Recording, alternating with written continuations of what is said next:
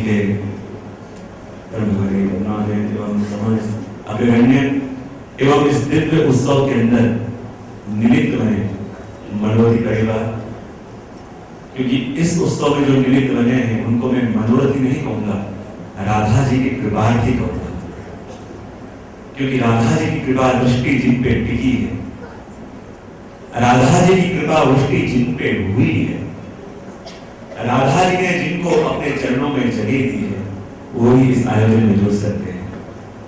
और देखो, मेरे लिए तो सबसे आनंद का विषय ये भी है कि आज मेरे लिए भी राधा जी की गुणगान प्रथम बार है, और मुझे लगता है कि राधा जी के गुणगान तक पहुंचने के लिए अनेक अनेक भागवत सप्ताहें करी, अनेक अनेक वल्लभ के गुणगान करे, अनेक अनेक यमुना जी के गुणगान करे, अनेक अनेक गीतों में कथा करी, तब जाके ये अधिकार मिला कि राधा जी के ऊपर कुछ कह पाऊं, क्योंकि राधा जी यानी प्रभु की आराधनी शक्ति, राधा जी यानी प्रभु की कृपा शक्ति, राधा जी यानी प्रभु का ही स्वरूप। और मेरे लिए विशेष आनंद का अवसर ये भी है कि राधा जी के गुणगान करने का अवसर मिला, और वो भी श्री गिरिराज बाबा के सानिध्य में। मुझे तो लगता है हम और आप तो सिर्फ निमित्त बने हैं, पर राधा जी के गुणगान सुनने का मनोरथ तो हमारे श्री गिरिराज बाबा का है। हम तो सिर्फ बीच में आ गए, ये मनोरथ उनको ही करना था, ये श्रवण उनको ही करना था, क्योंकि गिरिराज बाबा कौन है? श्री राधा जी का मनोरथ यानी गिरिराज बाबा। कई बार मैं कहता हूं, मेरे अधिक आनंद का अवसर ये भी है कि श्री गिरिराज जी के सानिध्य में श्री राधा जी के गुणगान होने जा रहे हैं, और राधा जी का मनोरथ यानी श्री गिरिराज बाबा। जब निकुंज जी के अंदर, गोलोक धाम के अंदर ठाकुर जी विराज रहे थे, सामने ठाकुर जी को प्रसन्न करने के लिए स्वामी जी नृत्य कर रही हैं, और ऐसा सुंदर नृत्य कि प्रभु भी उस नृत्य का दर्शन करके धन्य हो गए। प्रभु कहने लगे, वाह स्वामी जी वाह, वाह प्यारी जी वाह, ऐसा सुंदर नृत्य का दर्शन तो मैंने कभी नहीं किया। और जैसे जैसे प्रशंसा ठाकुर जी कर रहे हैं, राधा जी को और आनंद आ गया। राधा जी कहते, देखो प्रभु, अब आपको ऐसा नृत्य दिखाऊं कि जब मैं नृत्य करूंगी और चरणों से एक एक ताल जब दूंगी, चरणों में धारण करे घुंघरू में से सिर्फ एक घुंघरू हो जाएगा। और ऐसे ऐसे अलौकिक नृत्य राधा जी दिखा रहे हैं। और बहुत समय के बाद जब इस नृत्य का विराम हुआ, ठाकुर जी ने कहा, वाह धन्य स्वामी जी, वाह वाह, जितना सुंदर नृत्य आज आपने दिखाया है, ऐसा नृत्य तो मैंने कभी नहीं देखा। स्वामी जी ने कहा, प्रभु मैं तो आपको इससे भी सुंदर नृत्य करके दिखा सकूं जो देखने वाले सिर्फ आप हो। पर हमारे गोलोक धाम में ऐसी तो कोई जगह नहीं है कि जहां मैं और आप बैठ के 2 मिनट प्रेम से बातें भी कर सकें। इतने सारे भक्त हैं, तो मुझे आपके प्रति कहीं एकांत नहीं मिलता। जो कहीं एकांत मिले तो ऐसा नृत्य दिखाऊं, आप प्रसन्न हो जाओ कि प्यारे जी, हे श्याम सुंदर, जो आप आज मेरे नृत्य को देख के प्रसन्न हुए हो, तो आज मैं आपसे कुछ मांगना चाहती हूँ।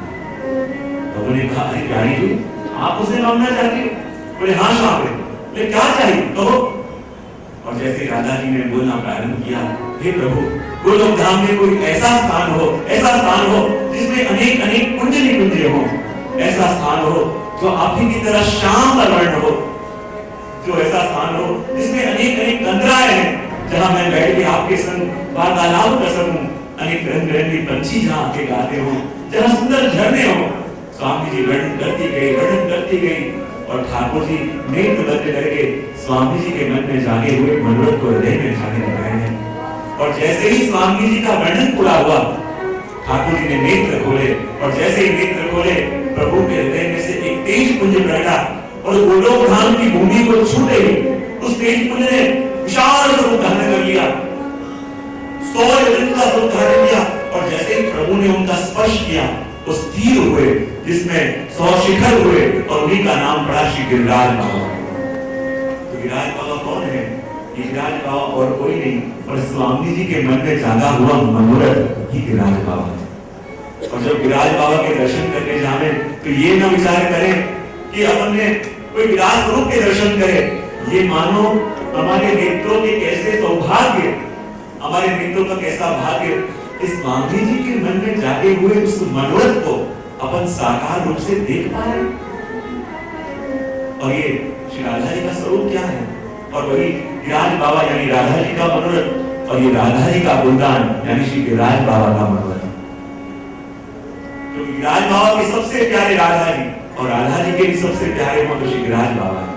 और उन्हीं के सानिध्य में आज अपन श्री राधा जी के गुणगान का दर्शन करेंगे। मैं तो पहले कह दूं कि मेरे अंदर ये सामर्थ्य नहीं है कि राधा जी के स्वरूप का वर्णन कर पाऊं। अरे ब्रह्मा जी ने भी जब 60,000 वर्षों तक पुष्कर में जाके तपस्या करी, 60,000 वर्षों तक ब्रह्मा जी ने तप किया, प्रभु प्रसन्न हुए और तब मांगने को कहा, और ब्रह्मा जी ने कहा राधा जी के चरणारविंद के दर्शन मुझे हो जाए। चाहे करो जिन राधा जी के चरणारविंद के दर्शन करने के लिए ब्रह्मा जी को भी 60,000 वर्षों तक तप करना पड़े तो भी ये चरण सुलभ न हो, तो हम और आपको राधा जी के गुणगान क्या कर पाएंगे। क्योंकि मैं तो हमेशा कहता हूँ कि राधा जी के स्वरूप को इस दुनिया में और कोई नहीं जानता सिवाय हमारे श्याम सुंदर के। प्रभु से विनती करता हूँ कि अपनी राधा जी को आपके अलावा और कोई नहीं जानता।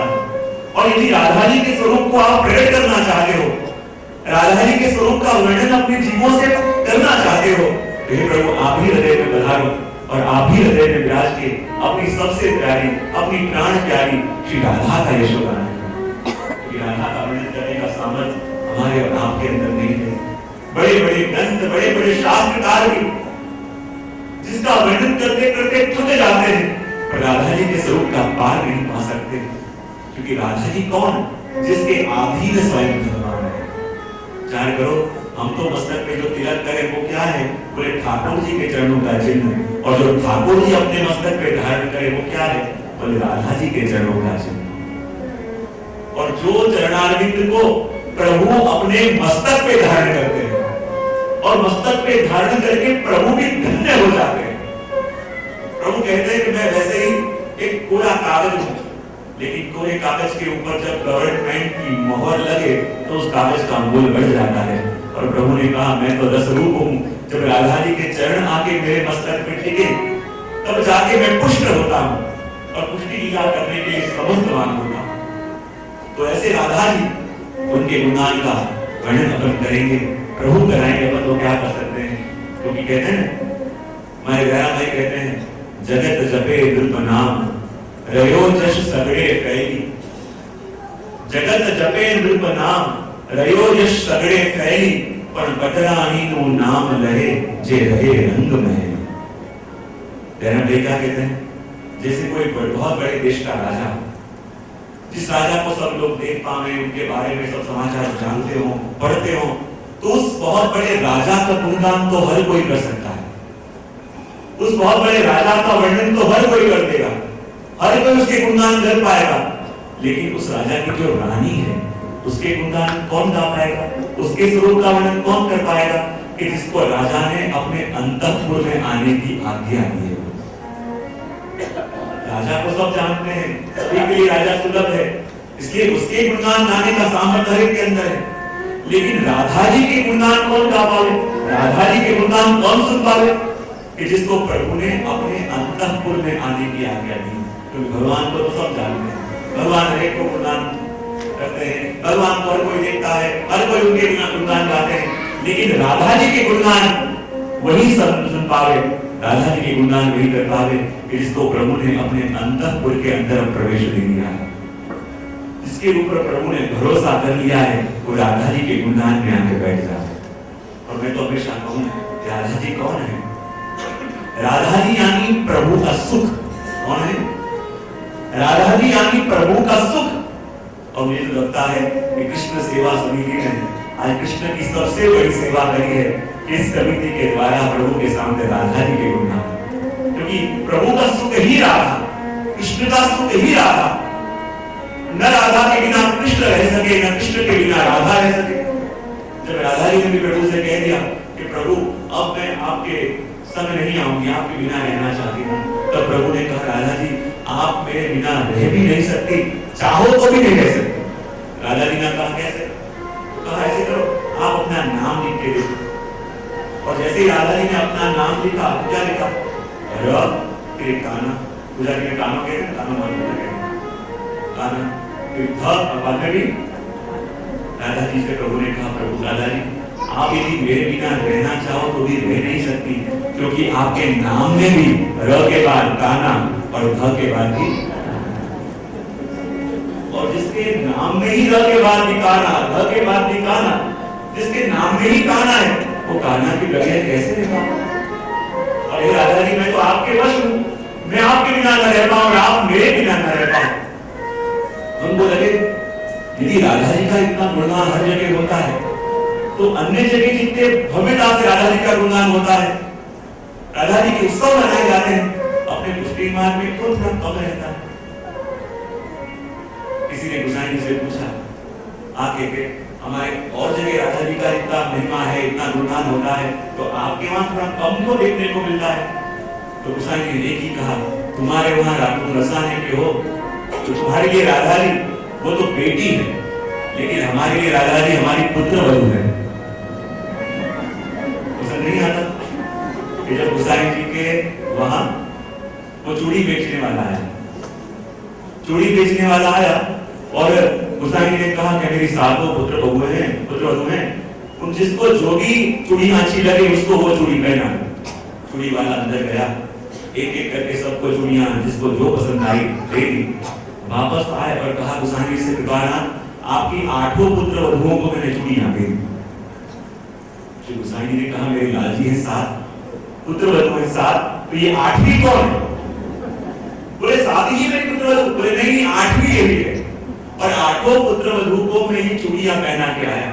गोसाई जी विचार करे जब 7 पुत्र वधु है तो ये 8 क्यों कह रहे हैं, 8वां कौन है? और जैसे ही गोसाई जी अंदर गए, 7 पुत्र वधु है आई, गोसाई जी को दंडवत करे, लेकिन 8वीं जो है लंबा घुंघटा निकाल के खड़ी। जैसे लंबा घुंघटा निकाल के खड़ी है, गोसाई जी ने कहा ये 8वीं है कौन? जहां पास जाओ चेहरा बदल ले, और पास जाओ फिर चेहरा बदल ले, चेहरा घुमा ले। फिर गोसाई जी थोड़े नाराज हुए, तुम हो कौन? घुंघटा उठा करो, मेरी पुत्र वधु के संग आके खड़ी हो गई हो, तुम हो कौन? अपना घुंघटा मुझे उठाओ। और जैसे ही डरते डरते घुंघटा उठाया, गोसाई ने पूछा कौन हो? तो उन्होंने कहा मैं राधे रानी। बोले यहाँ के क्यों खड़ी हो?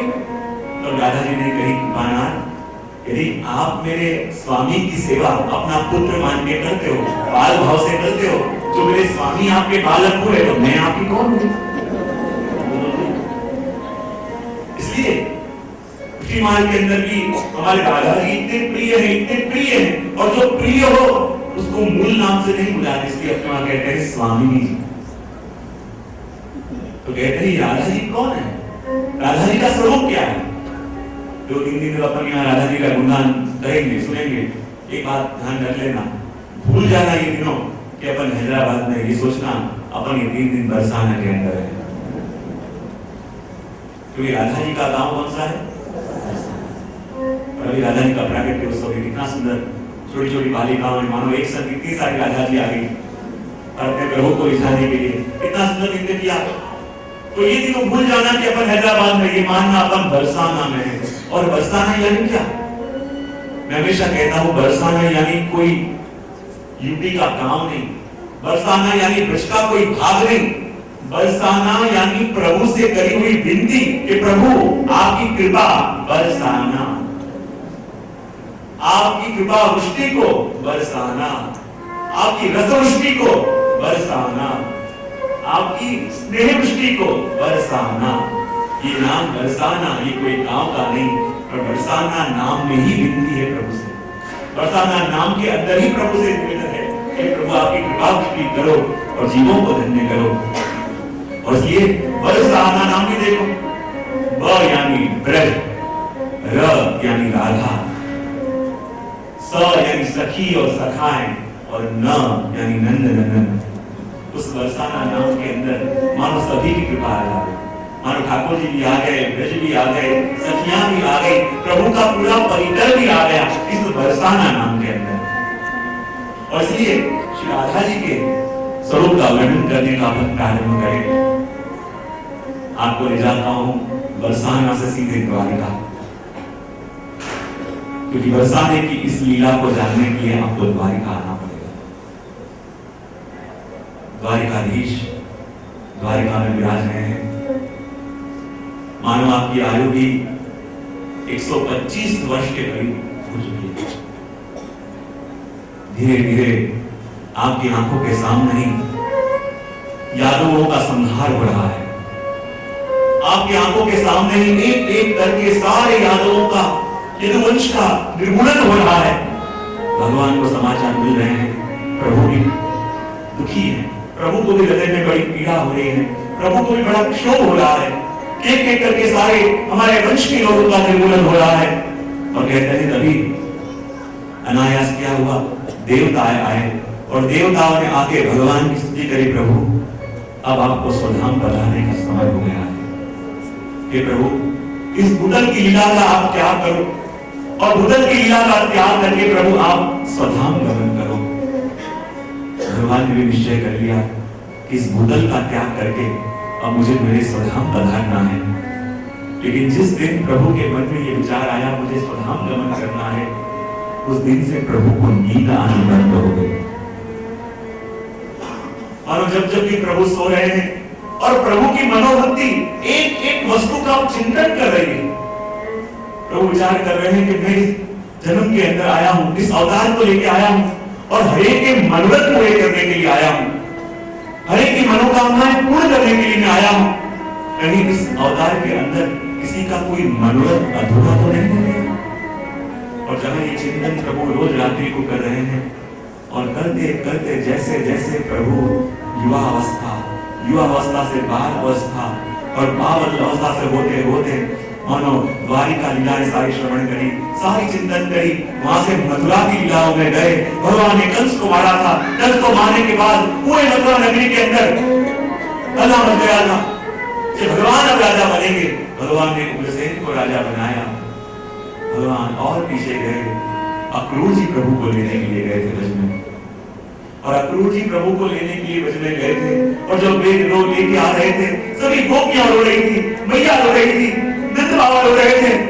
और जैसे ये सारे चिंतन भगवान के मानस पटल के ऊपर दौड़ने लगे, भगवान एकदम झपक के जाग गए, नहीं भैया, नहीं यशोदा मैया। फिर विचार करने लगे, ये सारी भूतकाल की यादें मेरे मन में क्यों मुझे परेशान कर रही है, ये भूतकाल की एक एक यादें मेरे मन के ऊपर क्यों छा रही है। और फिर तो प्रभु की ऐसी अवस्था हो गई, प्रभु को नींद आनी बंद हो गई। जो अवस्था प्रभु की मथुरा में हुई थी कि उद्धव मोहे ब्रज बिसर नाहि, वही अवस्था आज प्रभु की होने लगी। क्योंकि प्रभु भूतल का त्याग करके पधारने का संकल्प कर चुके हैं। लेकिन एक एक वस्तु, ब्रज की एक एक घटनाएं प्रभु को ताजी होने लगी। जैसे प्रभु नेत्र बंद करें और नेत्र बंद करें और यशोदा मैया के शब्द प्रभु के कान में गूंजे, ये अक्रूर जी मेरे लाला को छोड़ दो, ये अक्रूर जी मेरे लाला को मत ले जाओ, ये अक्रूर जी मेरे लाला को ही छोड़ दो, मेरे लाला के बगैर मैं नहीं रह पाऊंगी, नहीं रह पाऊंगी। और भगवान की मैया मैया करके एकदम जाग जाए, प्रौढ़ अवस्था हो गई है। लेकिन भगवान आज भी जब यशोदा मैया की याद आती है, यशोदा मैया के आंखों के अश्रु देखते हैं और प्रभु की आंख में भी आंसू आ जाते हैं, प्रभु जाग जाते हैं। रानियों को चिंता होने लगी कि प्रभु को ऐसा क्या हो गया है कि प्रभु आजकल नींद आने बंद हो गई, विचलित रहते हैं, बेचैन रहते हैं। और प्रभु मानो कोई वस्तु, कोई चिंता प्रभु को खाए जा रही है, ऐसा लग रहा है। ऐसी कौन सी वस्तु है जो प्रभु को चैन से नहीं देने देती? ऐसी कौन सी वस्तु है जो मेरे प्रभु को पीड़ा दे रही? लेकिन भगवान से पूछने का साहस कोई नहीं कर पाता, भगवान से पूछने की हिम्मत कोई नहीं कर पाता कि प्रभु आपके मन में किस बात का दुख है, किस बात की पीड़ा है। भगवान सोचते हैं, मैं तो सोच के आया था कि सभी के रोज इस जीवन में चुप दे करके जाऊंगा, लेकिन गोपियों की याद आई, नंद यशोदा की याद आई कि जिन्होंने प्रभु से बदले में कुछ नहीं चाहा, सिर्फ दिया ही दिया है, दिया ही दिया है। जब प्रभु मांगने को भी कहते तो वो कहते बस प्रभु हमको देना चाहते हो तो एक काम करो, आप प्रसन्न रहो, और यदि आप प्रसन्न रहोगे तो हमें लगेगा हमें सब कुछ मिल गया। प्रभु विचार करने लगे, उन ब्रजवासियों का ऋण कैसे चुकता करूंगा। नंद यशोदा याद आने लगे, अपने छोटे छोटे ग्वाल याद आने लगे, छोटी छोटी गैया याद आने लगी, अपनी गोपियां याद आने लगी। लेकिन जैसे जैसे मानस बदल गए, राधा का स्वरूप अंकित होने लगा। भगवान की रातों की नींद चली गई, भगवान ने भोजन करना भी त्याग दिया, भगवान ने जल पीना भी त्याग दिया। रानियां विचलित हो गई, मेरे प्रभु को ऐसा तो क्या हो गया? कहीं हमारी सेवा में कोई क्षति हो गई? कि हमारी सेवा में कोई अपराध हो गया है? कि भगवान हमारे संग है, हमारे पास है, हमारे पास रहकर भी भगवान हमारे संग क्यों नहीं है? और जैसे ही भगवान आंखें बंद करें और एक बार राधा जी की झलक क्या मिली, वो झलक अब जा नहीं रही। प्रभु का मन, प्रभु के नेत्र, प्रभु की आत्मा, प्रभु का रोम रोम राधा जी का स्मरण करने लगा। जैसे प्रभु सोए, कभी वो दिन याद आ जाए कि जब उद्धव जी को प्रभु कह रहे थे कि हे उद्धव, मेरी राधा के लिए मेरा संदेश लेके जाओ, मेरी राधा से जाके कहना मैं उन्हें बहुत याद करता हूँ, बहुत उनके लिए तड़पता हूँ। और तब उद्धव ने प्रभु से कहा था कि हे प्रभु, यदि राधा को आप याद कर रहे हो तो मुझे क्यों भेज रहे हो? पकड़ी तो नहीं सकते हो। और तब प्रभु को शब्द याद आए कि उद्धव, मैं जब जब भी राधा को पत्र लिखने का प्रयत्न करता हूँ, बहुत समय से पत्र लिखने का प्रयत्न करता हूँ, लेकिन जैसे ही कागज लेके उसमें राधा लिखता हूँ और मेरी आंखों से अश्रुधारा बहने लगती है और जो भी लिखा हुआ होता है सब मेरे आंख के आंसुओं में बह जाता है। भगवान को शब्द याद आने लगे जब भगवान ने उद्धव जी से कहा था कि उद्धव, मेरी राधा को मिलके आना, मेरी राधा के पास जाके आना। भगवान को नींद नहीं आ रही। रुक्मिणी जी चिंतित हो गए। रुक्मिणी जी ने सभी रानियों को अपने पास बुलाया और सभी रानियों को पास बुला के कहा कि मैंने सुना है कि भगवान अपने संग है, अपने पास है। लेकिन कई बार जब प्रभु पहुंच रहे होते हैं, मैं देखती हूँ कि प्रभु पौड़े नहीं है, प्रभु कहीं मन से पहुंच गए और प्रभु का पूरा श्रीअंग कांप रहा होता है। प्रभु की आंखों में से कल मैंने रात्रि के समय आंसू बहते हुए देखे और प्रभु के श्रीअंग को जैसे ही मैंने स्पर्श किया और प्रभु के रोम में से ध्वनि होने लगी। लेकिन ध्वनि क्या हो रही है? और जैसे ही अपने हाथों को देखा तो मेरे हाथों में राधा राधा लिखा हुआ था। रुक्मिणी जी चौंक गए कि राधा कौन है? कि प्रभु जिसको याद कर करके रो रहे हैं, याद कर करके तड़प रहे हैं। और जैसे ही उस समय प्रभु को मैंने छुआ, प्रभु के रोम रोम में से राधा की ध्वनि हो रही थी। और जैसे ही हाथों को स्पर्श किया, मानो प्रभु के हाथों में, रुक्मिणी जी के हाथों में भी राधा नाम छप गया। समझ रही कि राधा कौन है? रुक्मिणी जी ने बुला के सभी रानियों से कहा, देखो प्रभु अपने संग तो हैं, प्रभु अपने पति तो हैं, 16,008 रानियां हैं, लेकिन अभी भी हम प्रभु के मन को जीत नहीं पाए।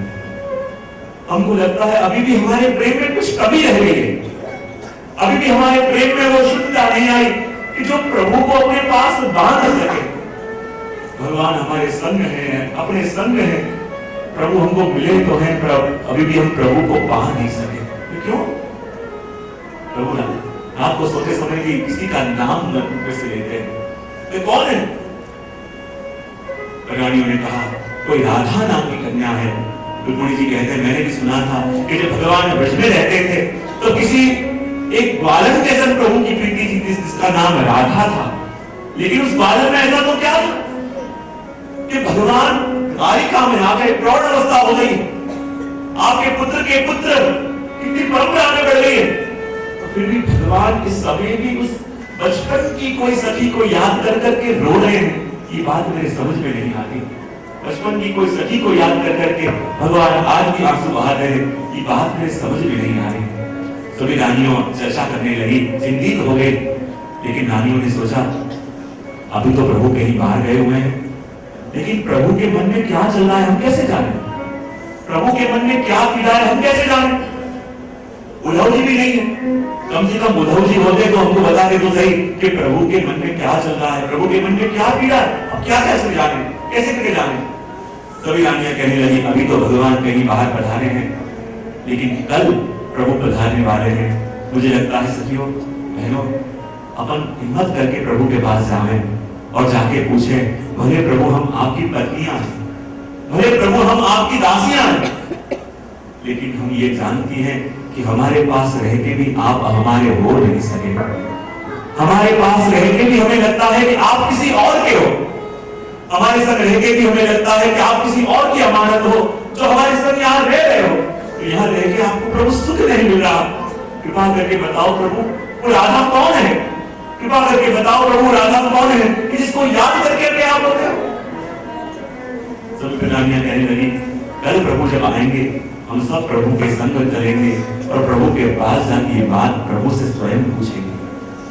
और जब दूसरा दिन हुआ, सभी रानियां सज थी और निश्चित करके बैठी हुई थी कि आज सब जाके भगवान से पूछेंगे कि कृपा करके बताओ कि राधा कौन है, कि जिन राधा को याद कर करके आप अभी भी रोते हो, जिन राधा का नाम लेते लेते आपकी आंखों में भी आंसू आ जाते हैं, कृपा करके मुझे बताओ। और दूसरे दिन हुआ, भगवान कहीं बाहर गांव से आए और जैसे ही बाहर गांव से आए, प्रभु इतने श्रमिक थे। रुक्मिणी जी ने कहा, प्रभु सब भोजन तैयार है, भोजन करने बना लो। प्रभु कहते नहीं, भोजन नहीं करना, मैं पौधने के लिए जा रहा हूं। और भगवान तो अपने कक्ष में पौधने के लिए चले गए। और जैसे ही भगवान पौधने के लिए चले गए, बाकी की जो 7 पटरानियां थी, वो 7 पटरानियां को पता चला कि द्वारिकाधीश हमारे स्वामी आ चुके हैं। सोचा कहां गए? कहा रुक्मिणी जी के महल में गए हैं, चलो अपन कम से कम प्रभु के दर्शन तो कर लें। और ये विचार करके सारी पटरानियां आई रुक्मिणी जी के भवन में। रुक्मिणी जी से कहा, ये हमने सुना है कि अपने स्वामी यहाँ पधारे हैं, तो कहाँ है? हमने सोचा कि स्वामी सीधे आपके कक्ष में आए हैं तो हम उनके दर्शन कर लें। रुक्मिणी जी ने कहा, आए तो सही, बोले कुछ पूछा? जो बात अपन ने कल निश्चित करी थी कि राधा के बारे में जानेंगे, कुछ पूछा? बोले पूछने का मौका ही नहीं मिला। बोले क्यों? प्रभु बहुत श्रमित हैं और सीधे अपने कक्ष के अंदर पधारे हैं।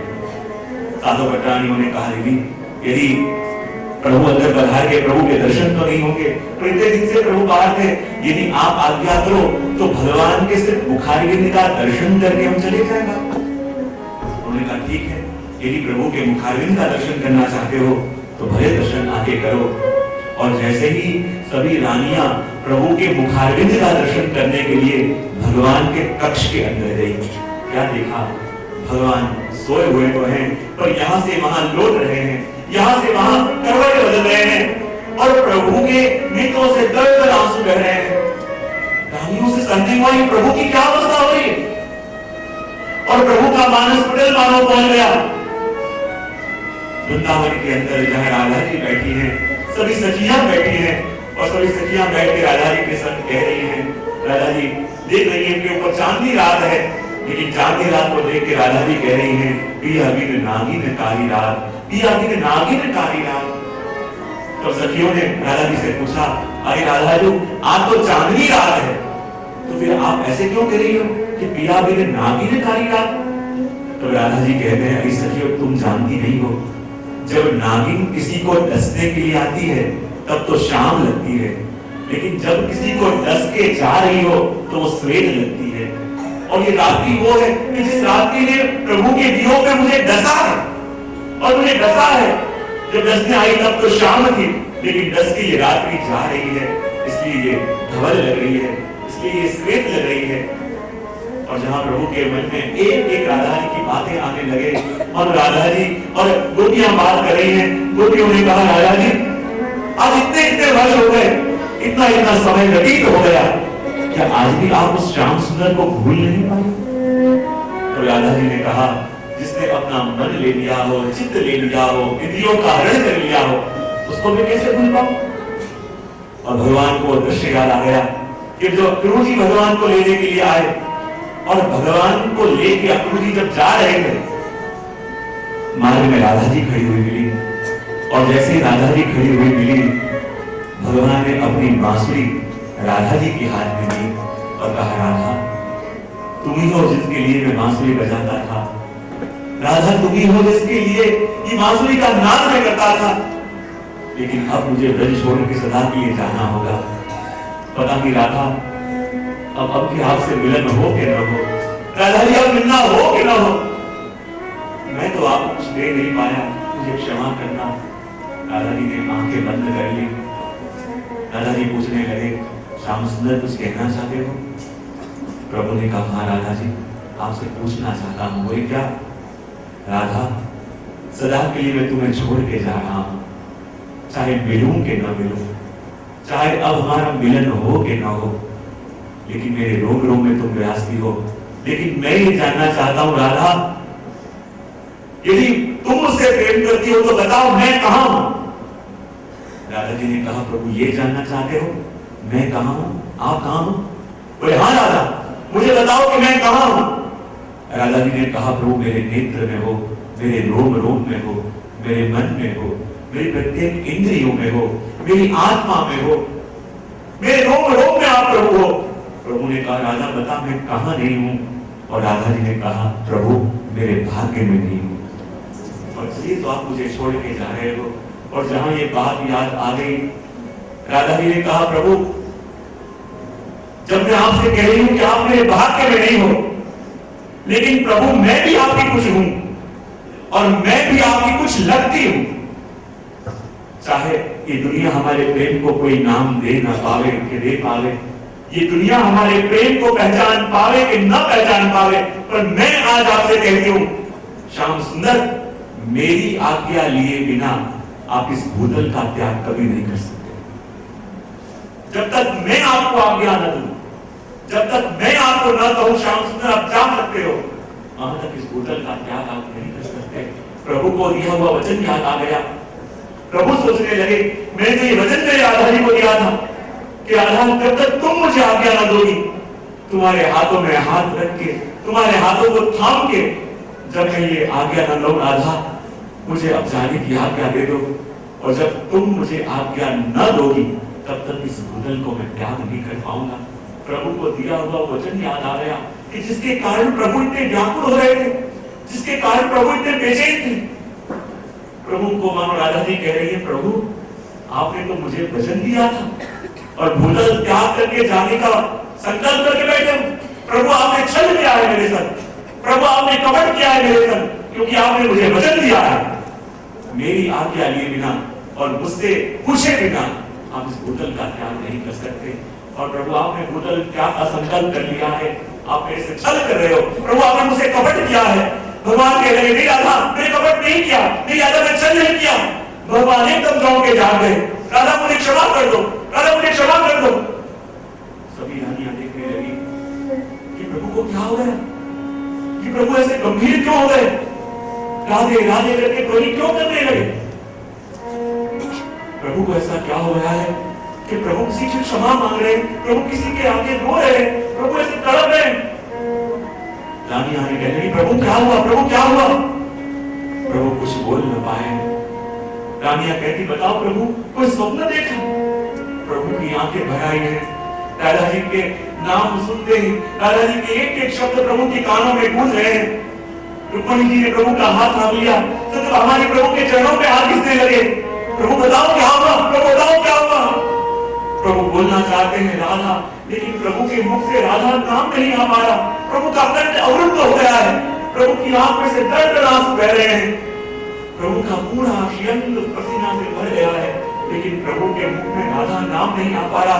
राधा मुझे क्षमा कर दो, राधा मुझे क्षमा कर दो। मैंने आपको वचन दिया था कि आपकी आज्ञा के बिना मैं कहीं जाऊंगा नहीं। क्योंकि प्रभु ने जो वचन वहां ब्रज से आते समय लिया था कि राधा जी मैं भी आपसे ये वचन लेता हूं, यदि मेरे जाने के बाद, मेरे ब्रज को छोड़ के जाने के बाद किसी को भी के भी प्राण मेरे वियोग में चले गए हैं तो उसी समय मेरे भूतल से मेरा आखिरी दिन होगा। भगवान जब ब्रज में से आए, राधा जी को सखियों को कह के आए थे मेरे जाने के बाद मेरे वियोग में रोते रोते किसी भी सखी के प्राण जो गए हैं वो दिन मेरे भूतल का आखिरी दिन होगा। और इसलिए राधा जी गोपियां रोती तड़पती, ऐसी अवस्था हो गई थी कि प्राण जाने को तैयार हो गए थे, लेकिन प्राण जाने के लिए बिना इच्छा के भी अपने देह को सजा के रखा। जब गोपियां इतने वियोग में थी, राधा जी के प्रभु के इतने वियोग में थे, जब प्रभु मथुरा पधारे थे, फिर भी राधा जी रोज सवेरे उठ के श्रृंगार करती, रोज नए वस्त्र धारण करती, आंखों में काजल लगा दी, क्योंकि प्रभु कभी भी आ जाएंगे। और मुझे कह के गए थे कि यदि वापस में जब ब्रज में आऊंगा और मैंने किसी को भी दुखी देखा है, मैं रह नहीं पाऊंगा, मैं जीवित नहीं रह पाऊंगा। और प्रभु को सुख देने के लिए गोपियां रोज श्रृंगार सजती हैं, राधा जी रोज सुंदर श्रृंगार सजती हैं, क्योंकि स्वरूप राधा जी का है। और जब भगवान की ऐसी अवस्था देखी कि किसी राधा को याद करते कि भगवान ऐसे विवश हो गए कि राधा का नाम आज प्रभु के मुख में आ नहीं रहा, राधा कर रहे हैं और आंख में से अश्रु की धारा बह रही है, कंठ अवरुद्ध हो गया है, कंठ से कोई शब्द नहीं निकल पा रहे। और ऐसी अवस्था रानियों ने प्रभु की कभी नहीं देखी। अचंभित हो गई, पूरे यादवों का नाश हो गया, फिर भी भगवान इतने दुखी नहीं हुए थे जितने दुखी आज प्रभु लग रहे थे। ऐसी कौन सी वस्तु है जो भगवान को मन ही मन में खाए जा रही है? ये राधा कौन है कि जिस राधा को याद करके प्रभु की ऐसी अवस्था हो गई है? न कुछ बोल पा रहे हैं, न कुछ कह पा रहे हैं, आंखें रो रही हैं, रो रो प्रभु का तड़प रहा है। मानो जल में से बाहर जाके मछली की जो दशा होती है, वो दशा मानो इस समय प्रभु की हो गई है। एक समय वो था कि जब प्रभु के लिए गोपियां तड़प रही थी, एक एक गोपी प्रभु का नाम ले लेकर रोती थी। आज वही दशा राधा जी के वियोग में प्रभु की हो गई है। तड़प रहे हैं, रो रहे हैं, पल पल आंख में से आंसू बहा रहे हैं। रानियों से बात सहन न हुई, रानियां भी रोने लगी। रो तो रही थी इसलिए दो वस्तुएं मन में खाई जा रही थी। पहले आंसू तो इस बात के लिए आए कि हमारे स्वामी रो रहे हैं, और अपने स्वामी को इतना दुखी, इतना करुण अवस्था में कभी देखा नहीं था। और जब अपने प्रभु को, कि जो प्रभु सभी को संभालते थे, और उन्हीं श्याम सुंदर को आज टूटे हुए देखा, द्वारिकाधीश को टूटे हुए देखा, रानियां भी अपने आप को संभाल नहीं पाई। वो भी फूट फूट के रोने लगी, फूट फूट के रोने लगी। और मन में यही जानने की लालसा थी कि राधा है कौन कि जिस एक राधा ने इतना प्रेम प्रभु को दिया है, इतना प्रेम प्रभु को दिया है। 16,000 रानियां मिलकर जो प्रभु को प्रेम नहीं दे पाई, वो प्रेम कैसी राधा ने दिया कि हम रानियों का प्रेम भी जिसकी बराबरी न कर पाए। राधा कौन है? सुबह हुई, अब रानियों का, पटानियों का मन बड़ा व्याकुल हुआ कि हम भी जानना चाहती है और जानते ही रहेंगे कि राधा कौन है। और ऐसा तो राधा का स्वरूप क्या होगा कि जिसके लिए प्रभु इतने व्याकुल, ऐसा तो राधा का स्वरूप क्या होगा कि जिसके लिए हमारे ठाकुर जी इतने व्याकुल हो जाए। जानने की इच्छा रानियों की हुई, लेकिन कैसे पूछें? सुबह हुई, प्रतीक्षा कर रही थी, सभी रानियां मिली। सभी रानियों के मन में एक ही प्रश्न था, कोई किसी के संग बात नहीं कर पा रही थी, लेकिन रानियों का मन आज बड़ा बेचैन था। सभी रानियां एक भवन के अंदर बैठी हुई हैं और हर एक के मन में यही प्रश्न है, बैठे बैठे सोच रही हैं कि हमारे पति चाहे हमारे संग रहते हैं, लेकिन हमारे संग रह के भी वो हमारे नहीं हुए। अभी तक हम अपने पति को, अपने स्वामी को अपना बना नहीं पाए। वो राधा कौन है हम जानना चाहती हैं।